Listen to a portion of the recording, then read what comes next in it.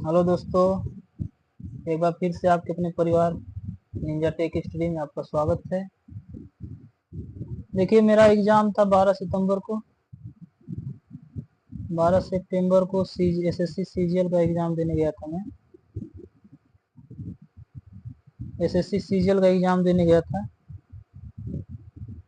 तो उसमें जो मैथ के क्वेश्चन थे, जो दो चार मुझे याद है, मैं उनको आप लोगों से शेयर करना चाहूँगा। आप लोग जिससे कि अगर जिनका भी एसएससी सीजीएल का एग्ज़ाम हो, उससे आप एक आइडिया लगा सकते हैं कि कैसा एग्ज़ाम में प्रश्न आ रहा है। तो उसी को नज़र में रखते हुए हम आपको एक प्रश्न करा रहे हैं।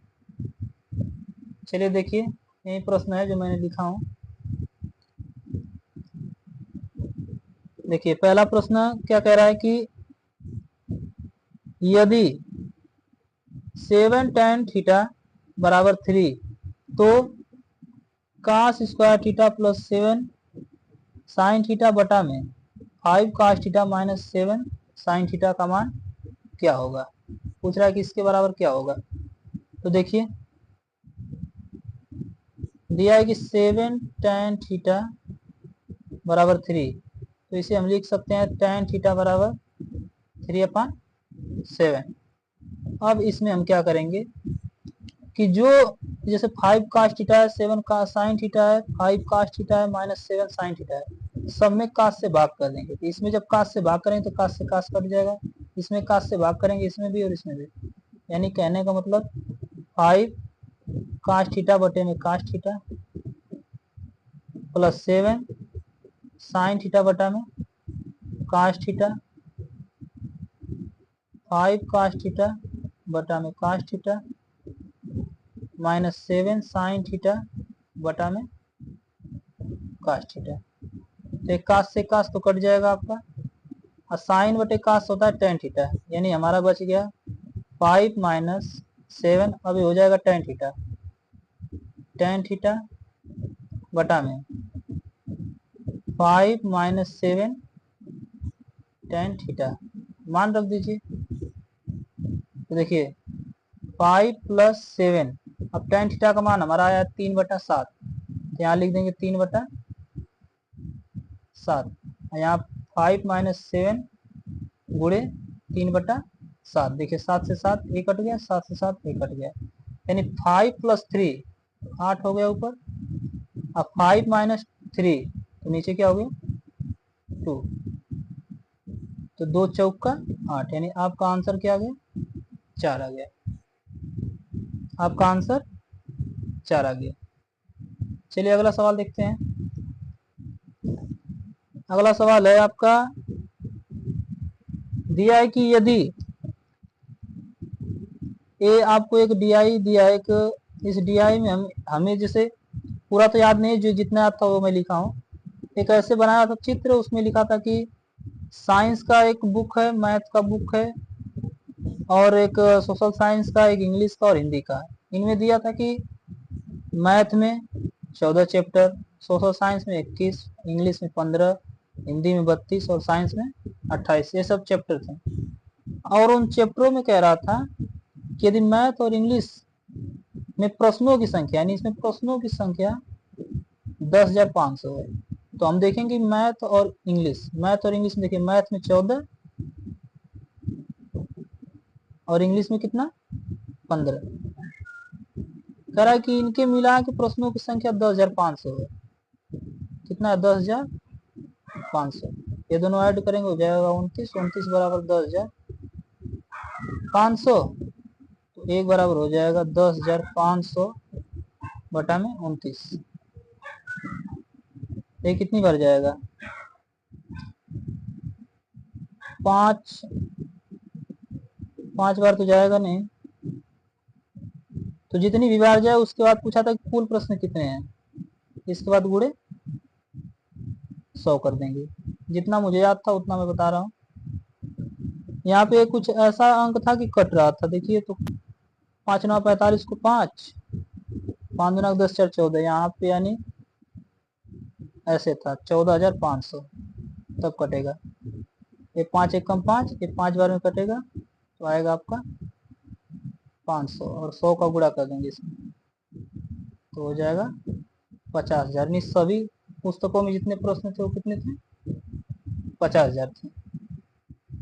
चलिए आगे देखते हैं। आगे दिया है कि एक टीवी का मूल्य 1580 रुपए है।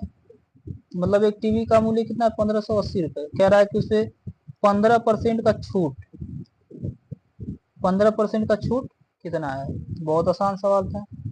1580 का 15%, 5 3 15, 5 दुना की 10, 20, 0 0 कटा, 2 से कटाएंगे, 2 7 14, 2 9 18, यानी 79 गुणे 3 हो जाएगा आपका। 3 9 27 को 7, 3 7 21, 22 23, 237 रुपये। बहुत ही आसान है आपका। आगे देखिए ये वाला प्रश्न, ये भी दिया था आपको। कह रहा था कि काट पे 4 5 प्लस काट स्क्वायर 5, तो काश काश पर 4 घात 5 माइनस काश स्क्वायर 5 का मान क्या होगा? देखिए यहाँ से हम लोग लेके चलेंगे सवाल। इन दोनों में कॉमन क्या है? इसके बराबर एक था, यहाँ देखिए मैं भूल गया, इसके बराबर था एक, तो इसमें हम कॉमन ले लेंगे क्या? काट स्क्वायर 5, तो बचेगा क्या? यहाँ बचेगा काट स्क्वायर 5 प्लस 1। तो यहाँ आप देखिए इसके बराबर क्या होगा? काट स्क्वायर 5 ये होता है कोसेक स्क्वायर के बराबर, कोसेक स्क्वायर 5 बराबर 1। अब हम काट स्क्वायर 5 को क्या लिख सकते हैं? इसको लिख सकते हैं कोसेक स्क्वायर 5 माइनस 1, आए तो पहले से ही है कोसेक स्क्वायर 5। अब इसको कास के फॉर्मेट में भी अगर लिखना चाहें, कास के फॉर्मेट में लिखेंगे तो हो जाएगा 1 माइनस कास स्क्वायर 5 माइनस 1। इसको भी कास में लिखना चाहे तो 1 माइनस कास स्क्वायर 5। देखिए 1 से 1 कैंसिल, माइनस कास स्क्वायर 5 का इसे मल्टीप्लाई कर देंगे तो इसमें एक में होगा तो माइनस कास स्क्वायर 5, इसमें होगा तो माइनस माइनस प्लस कास पर। अब देखिए 2 यहाँ 2 यहाँ, 2 2 4 घात 5। अब इसको सीधा लिख दीजिए, कास पर 4 5 माइनस कास स्क्वायर 5, देखिए इसके बराबर 1 था, यानी इसका मान आ गया आपका 1। आगे देखते हैं।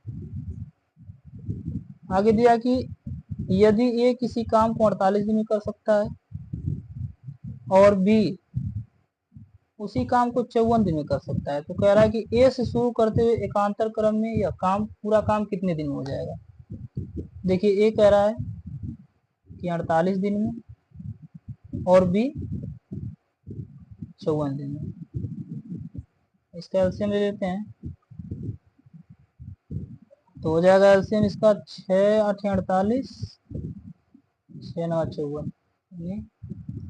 इसका एलसीएम अब 48 घटाएंगे तो 6 8 48, यानी इसका 9 बढ़ जाएगा और 9 6 54, इसका 8 बढ़ जाएगा। तो कह रहा है कि ए से स्टार्ट करते हुए एकांतर क्रम यानी एक दिन के बाद एक आएगा। ए अगर शुरू करेगा तो पहले दिन 9 करेगा, फिर बी करेगा तो ये 8 करेगा, यानी दोनों 2 दिन में कितने काम करते हैं? 17 काम करते हैं। पूरा काम कितना है देख लेते हैं, इसका पूरा मल्टीप्लाई कर देते हैं तो आपका हो जाएगा 54 गुणा 8, आपका 8 चौका 32, 8 5 40, 3 40, 432 काम। इसको हम इसके नजदीक ले जाएंगे, 2 दिन में हो रहा है 17 काम, तो पूरा काम कितना दिन में होगा? एक बार भाग दे के देख लेते हैं। 17 17 17 दिन 32, 17 3 8 51, 17 दुना की 34, 2 बार में जाएगा 17 दुना 34, हो जाएगा 9 2, 17 के 17 5 85, 5 बार जाएगा, यानी कहीं ना कहीं अगर हम इसे 25 का गुणा कर दें तो 25 गुना 50, ठीक। और 25 का गुणा करने पर हमारा इसमें से 17 पाँचे 85 बाद कितना बचा है यहाँ पे, 7 बचा, यानी 7 काम इसमें से बच जाएगा आपका। तो 32 में से 7 निकाल, 432 में से 7 निकालेंगे तो 5 2 4, यानी 425 काम आपका हो गया 50 दिन में। तो काम कितना बचा, 7 बचा।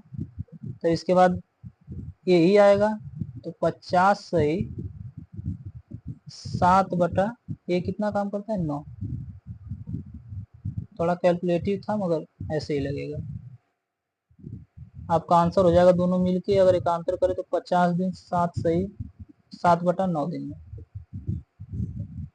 जो मुझे याद था इतना याद था, और बहुत ही आसान पेपर था। आप लोग तैयारी करते रहिए। धन्यवाद।